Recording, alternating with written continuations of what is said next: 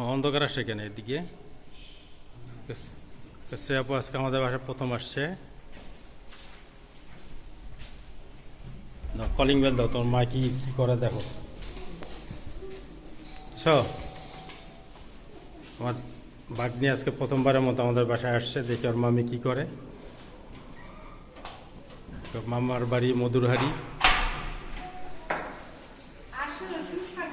সুস্বাগতম দিছো তুমি, লাইটটা চালাও, তোমার চেহারা তো অন্ধকার দেখতেছি।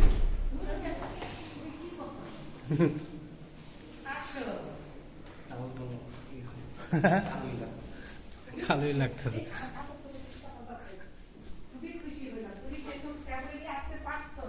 সেও তো ও বলতেছে যে এখন যে আমার আম্মুর ড্রেস কি সে আপুর লাগবে, মানে ওরা আমার বলতেছে আসতেছে জ্বরে, মানে আমি রোববার দিন যেতে দিব না।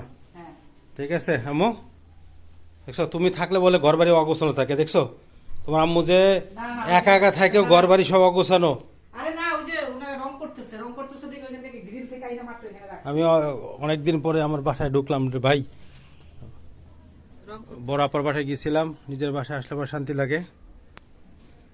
কি কিসে আর কি পছন্দ আমি তো জানি না।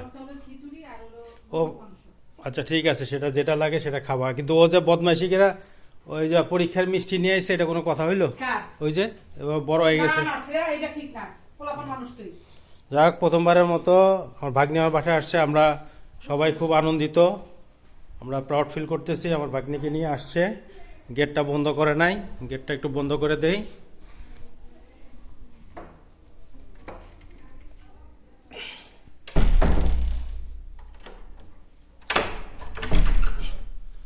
আমার মেয়ের ছবিগুলা সব পড়ে গেছে, দেখা যেতেছে। আহা আহা, আমার মেয়ের ছবিগুলা উল্টা পাল্টা হয়ে গেছে রে।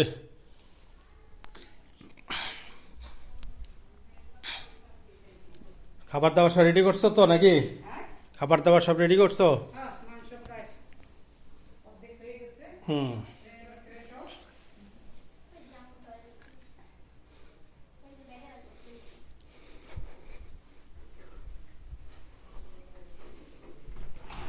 প্রথমবারের মতো ভাগ্নিকে নিয়ে আসতে পারায় আমি আনন্দিত। বন্ধুরা ভালো থাকবেন, বিল্ডিংয়ের রঙের কাজ চলতেছে। আজকে এ পর্যন্তই, আসসালামু আলাইকুম।